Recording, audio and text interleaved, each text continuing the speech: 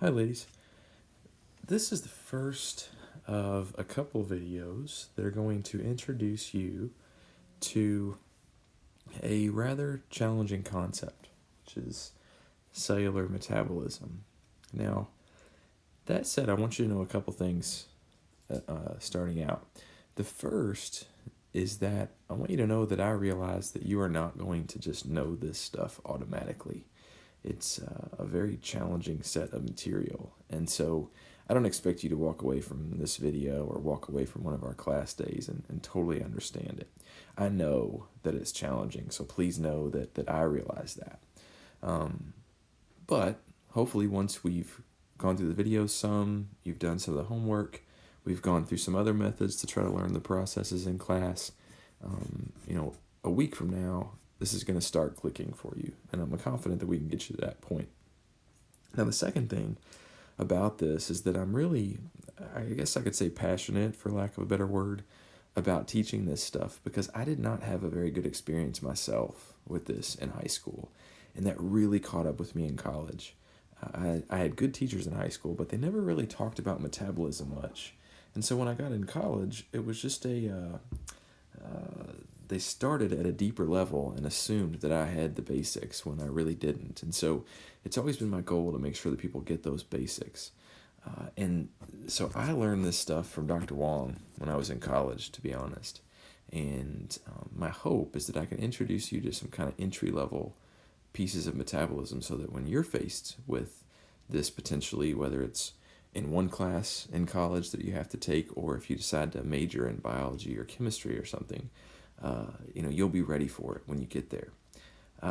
The other thing that I keep going back to as a teacher is, I hear from graduates a couple times a year usually, and this is the one thing, the only thing that any of them have ever said, like, I still use your notes for metabolism because the ones were too confusing in my biology class here at UK or whatever it might be. I've had plenty of students contact me, and I've never had another student thank me or mention anything else that I taught. Like, I've never gotten, like, thanks for all that genetics stuff, or thanks for that, whatever it is. But this thing they come back to, thanks for the metabolism stuff. So, again, I'm confident that while this is tough, I can really help you by covering this stuff with you, really in a very quick unit, though, because we're going to wrap this thing up in about a week's time, is all. All right, so here we go. Essential questions, don't dwell on too much, but the real key now is extending from our last unit. So we talked about carbs and lipids and proteins. What we got to realize now is, okay, here's what those things are, and here's how you get them in your diet. But now, how does your body use them? It's the key here being, how does a cell obtain usable energy from the foods that you eat? And that is what metabolism is all about. Now, we know, and I don't want to spend too much time talking about this, but we know from ecology and from freshman year biology, hopefully, about food chains and food webs, right? Energy starts with the sun, and it goes to some kind of producer. So maybe we got some kind of plant here. I know it's an awesome drawing. And then something eats the plant, so this is going to be really bad. Maybe there's a bunny rabbit here or something. That looks more like an animal. How about that? There we go. And so on, right? Now, that's great, but the question is, how do these organisms really use this energy? How do we get the energy, right? When we eat chicken, how does that turn into cellular energy for us? It's a much, much deeper question than just tracking the energy through an ecosystem like you did as freshmen. And what we say then is that evolution has equipped consumers with the biochemistry or the chemical reactions necessary to obtain energy from nutrients. In other words, what we mean is that there was something starting out, and then over the course of time, through evolution, these pathways, these chemistry pathways inside the body have become better and better for different types of organisms to allow them to break down nutrients and actually use that. Now, the reason we say evolution has equipped it is because we also think that there's some conserved things. So, for instance, there are some things that your body does to break down energy, or break down nutrients, that bacteria do almost the same exact way. So we probably all came from something, and we still have conserved some of those same chemical reaction pathways as well, whether we're a big complex organism like this grizzly bear, or a very simple organism like some kind of fungus or bacteria. But ultimately, what we're talking about here is metabolism, right? These biochemical processes that allow you to use nutrients is your metabolism. Now, we're going to see this a couple times in these videos. This is not good. I don't really know what happened, but some of these pictures, when I tried to put them in to explain everything, just turned black on me. Now, the good thing is, this is the first of the slides that I want you to note to yourself. Don't study this, right? This is more complicated than what we're worried about. The reason I include it is mainly just so that you can have this rough idea, and that is that the liver is sort of the hub of your metabolism. It's where the majority of reactions take place. The kidneys are here essentially just to help you get rid of waste. All right, your muscles are down here, and they are also highly involved in your metabolism. You're going to have some fat tissue, some adipose over here, and that can be used for energy as well. And the last thing you'll see in this picture is we've got the brain up here. I can't really see it. And notice that arrows go to the brain because it's the main beneficiary of your metabolism. It benefits from this, and you'll notice in your picture, you can see there's glucose going up there. There's ketone bodies going up there. These are things that we talked about last unit that your body can use for energy. But again, don't spend your time studying this slide. It's a little beyond the scope of what we're worried about. Now, there are really sort of two sides, two wings of metabolism when we look at our planet. The first is something that we're not going to worry about because this is biomedical science and this is not something that your body can do. But the first big side to it is photosynthesis. And if you can recall, remember, photosynthesis is where we're going to take CO2, we're going to take sunlight, and we're going to generate carbohydrates. Now, again, in our class, we don't care about that. We're not going to worry about that process because your body can't do that. The other side of the coin is a process that uses carbohydrates and ends up generating carbon dioxide. And that is what we are going to focus on. So cellular respiration is a process by which your body can break things down and release the free energy from the nutrients that you ingest. Now notice here in this little note, this is a decomposition pathway. So to use a better word that we saw in the last unit, this is a catabolic pathway. It breaks things down. All right, it's going to break down these sugar substrates to provide energy to our cells. Now, there's two ways that you can do this, and this may sound familiar from freshman year, vaguely for you guys.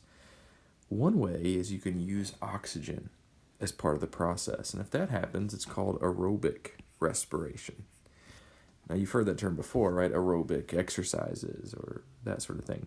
Anything that's aerobic requires oxygen. So aerobic respiration is where we're going to use oxygen to help us break down sugars, and in doing that, create a lot of free energy, or free up a lot of free energy.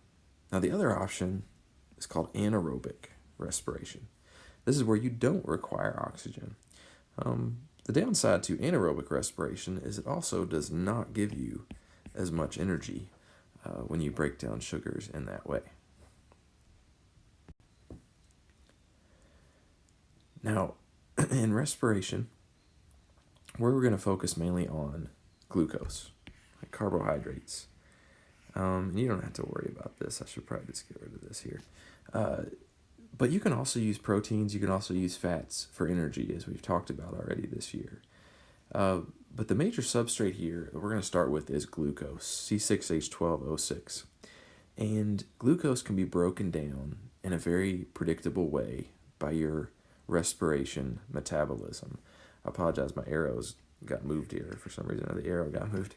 But this is an important piece. Okay, now you would not have to be able to reproduce this for me yourself, but you definitely would want to recognize this as the overall reaction of aerobic respiration. And notice what this involves. We've got sugar and oxygen coming in, which gives rise to carbon dioxide, water, and free energy as our products. Now, what's really interesting, to me at least, is if you just look at this formula, you'll notice something cool. You know, if we went up to somebody on the street and said, hey, what's respiration? More than likely, they're going to give us an answer, which is breathing, right? They're not going to say, what's your cellular metabolism? No, they're going to say breathing. And that's because that's what we relate respiration to, right? Oxygen breathed in, carbon dioxide breathed out.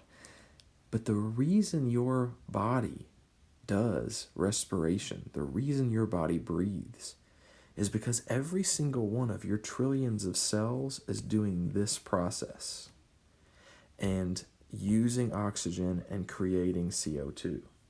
And so in order for your whole body to get the oxygen the cells need and then get rid of that carbon dioxide they create, you have to breathe.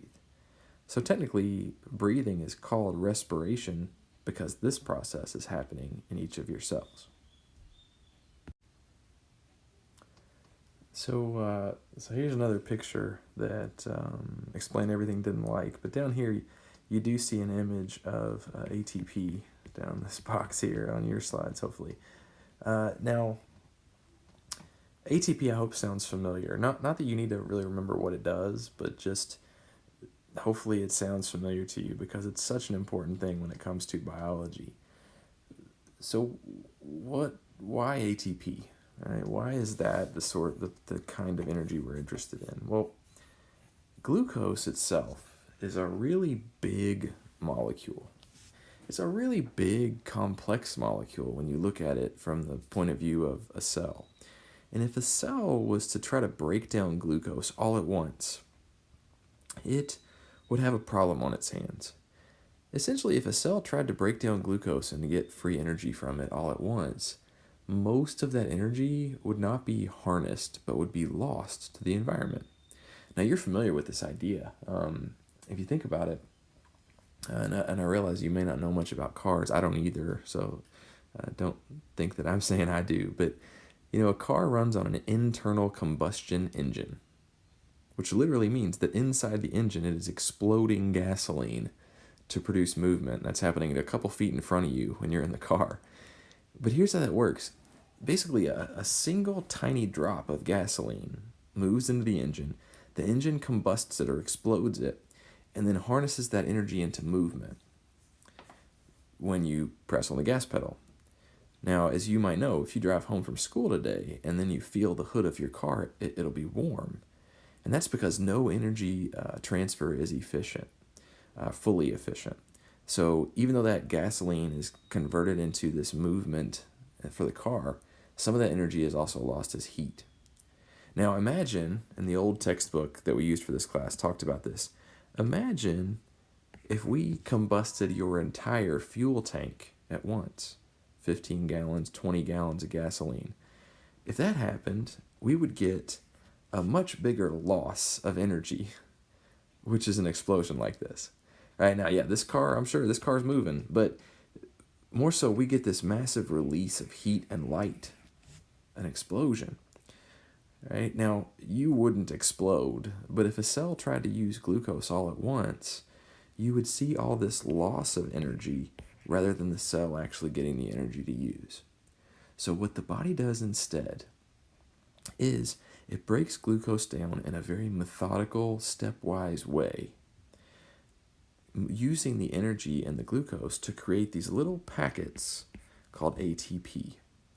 Now, ATP is adenosine triphosphate. I won't even try to actually draw this structure as it is. But essentially, ATP is adenosine. So it's actually the same sort of molecule that we incorporate into our DNA. But then it has these 3 phosphate groups here. And each of these phosphate bonds is a very high energy bond. So this molecule carries quite a bit of energy. And if we were to remove a phosphate, that would free some of that energy to the cell, and the cell could do some kind of work. So our goal is to take glucose, break it down slowly, step by step, into these ATP packets, so that then we can use more of it. And so another analogy is if you think about taking a drink from a cup versus taking a drink from a water fountain, like out in the hallway here at school. Right? If you're drinking from a cup, hopefully all that water finds its way to your mouth. Sometimes you might miss your mouth, I guess, but for the most part, you get it all, you drink it all. But if you think about those water fountains, think about how much water goes right by your face and goes back down the drain. Right? If we try to use glucose all at once, all that energy is going to go down the drain. We're going to get a little bit, but most of it's going to go away. If we break it down to little sips, right, of ATP, then it's going to be a much more efficient process, and we're going to get a lot more of the energy out of that. Now, the question is, why do we need respiration on this slide? And there's really 2 reasons. One we've already been touching on, which is that it frees up energy to power the cell function. You need respiration to give us energy to do stuff, right? Now, the second reason is kind of interesting. We are still not going to have anything that's 100% efficient, which means that when we use glucose, we're also going to create some heat. And this extra heat is given off from the body. I mean, you can check that yourself. Your skin should feel kind of warm. If you do put your hand in front of your mouth and it should feel warm. So you're giving off heat. The heat that you create in respiration is what keeps you warm. The ability to generate heat internally is what makes you, quote unquote, warm-blooded, right? And you maintain a pretty high body temperature. You don't need the sun like the turtles do or whatever to stay warm, in large part because of this process. Now, there are also some mammals, this is why this picture's here, which have a high concentration of what we call brown fat or brown adipose. And this is different than what you and me have on our bodies. We have what's often called white or yellow fat. This brown fat that they have does not give them very much ATP at all, but it gives them a whole bunch of heat energy. Now, what mammals have this brown fat? The kind that hibernate. Right? Because when they're hibernating, they're not very active.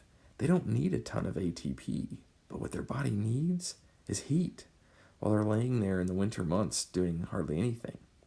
So what they do is they store brown fat and then they break the brown fat down during hibernation, which keeps their body warm and gives them a little less ATP.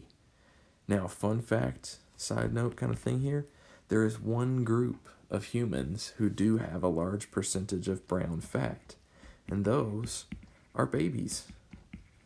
Right? So infants with their baby fat, some of this is actually brown fat, because if you've ever been around a brand new baby before, it doesn't do much. Right? Lays there, poops, pees, eats, sleeps, screams. That's about it. Right? So this baby is just laying there. What it needs to do is generate heat to stay warm. It doesn't need to move around much, and it's not going to move around much to generate heat that way. So you do see brown fat in a baby, but once the baby becomes more active, it starts crawling and then walking, it tends to thin out. And this is true of most kids. And we talk about them losing their baby fat, and that doesn't exactly mean the brown fat, but you can kind of think of it that way, right? When a kid loses their baby fat, it's kind of like that brown fat's going away. Now, all of us do maintain a tiny bit of brown fat. For reasons scientists don't understand, it's right at the base of your neck. It's around the back of your neck. If you can kind of feel your vertebrae, right at the base of your neck, and on the back, there's a little spot of brown fat in pretty much every human. Okay, so respiration. Respiration has several steps to it. And each of these steps is highly complex. But we're going to break it down. We're going to try to take a very simple approach to this and just introduce you to the basics. I do this with my freshmen at a basic level. I'm going to give you guys a little bit more detail than I give the freshmen. I give my AP students a little bit more detail than I give you guys. And then in college, I'm sure they'll expect more detail on top of that. But here's how this works. I'm going to sort of draw a flow chart that I think we'll keep coming back to. It's a great way to learn this stuff. And if you know the flow chart, you're going to be in really good shape. So step one is always glycolysis. So no matter what, right, no matter what, you start with glycolysis. Every cell on the planet that we know of can do glycolysis. And the process here is actually in the name, because glyco technically refers to sugar or carbohydrate, and lysis technically means to split. So glycolysis is sugar splitting. And that's exactly what we're going to do. We're going to take this 6-carbon glucose molecule, and we're going to oxidize it or break it down into 2 3-carbon substrates. In the process, we're going to make a little bit of ATP along the way. Now, the next step is determined by whether or not you have oxygen. Okay? If you have oxygen, then you would follow the aerobic path. And step 2 would be the Krebs cycle. Now, let's say you don't have oxygen. If that's true, and you have the right kind of cells, you go to a different step 2 called fermentation. Now, what happens in this second step? Well, if we're talking about the Krebs cycle in particular here, we're going to take those 3-carbon substrates from the earlier step, and we're going to completely break them down into carbon dioxide. And again, this is going to make a little bit of ATP. Now, if you are on the aerobic side, you actually have a third step as well, called the electron transport chain. And this is where we're going to make the majority of our ATP. It's also where we're going to use the oxygen as part of the reaction, and it's also where we're going to generate our water product as part of this reaction. But this is just all one big summary, and we need to learn each of these stages in a little more detail than this. Now, before we get there, we want to ask 2 questions, and that's who and where. So, the who. What's involved? All right, let's start at the top and bottom here, because these we've already touched on. You got glucose, which is the substrate we start with. So this is the carbohydrate we start with. And then down here you got ATP, which is the form of energy that we hope to create. So this is like our major product. Glucose is like our major reactant, right, or substrate. And then we got these other things here. And these are called electron carriers. I like to think of these like a moving van or something, right? And basically, in the earlier stages of respiration, we're going to have these empty trucks called NAD+, or FAD. And then what's going to happen is we're going to free some electrons from different molecules, different substrates, as we make our way through. And then that's going to leave us with these trucks that pick up those electrons and become NADH along with these electrons that they'll be carrying. So NADH is a molecule that's going to carry electrons from the early stages of respiration to the last stage, the electron transport chain. And I think this will make more sense once we get into why and how it's doing that. But essentially you've got NADH that can do that, and you've got this FADH2 that can do it in much the same way. Now then we also have the where. Right, now the first step, glycolysis, which again any kind of cell can do, as well as the anaerobic next step, fermentation, they both happen out here in the cytosol. Right? So they don't require any kind of organelle. They're just out there in your cytoplasm. Then the Krebs cycle takes place all the way inside the very center of a mitochondrion. I know you like my ghetto PowerPoint picture of the mitochondrion here, called the matrix. And the electron transport chain is actually embedded in this inner mitochondrial membrane that we have. Now, this stuff is a little bit significant, and there's a reason I want you to think about it. What I want you to realize is that pretty much any kind of cell can do glycolysis. And glycolysis takes place in the cytosol, the cytoplasm. But not just any cell can do these aerobic things, Krebs and electron transport chain, because they require having mitochondria. And do all cells have mitochondria? No, right? If you're a prokaryote, one of those bacteria we covered in the first unit, then you can still do these things because you have cytosol, but you can't do these things because you don't have a mitochondria to do it.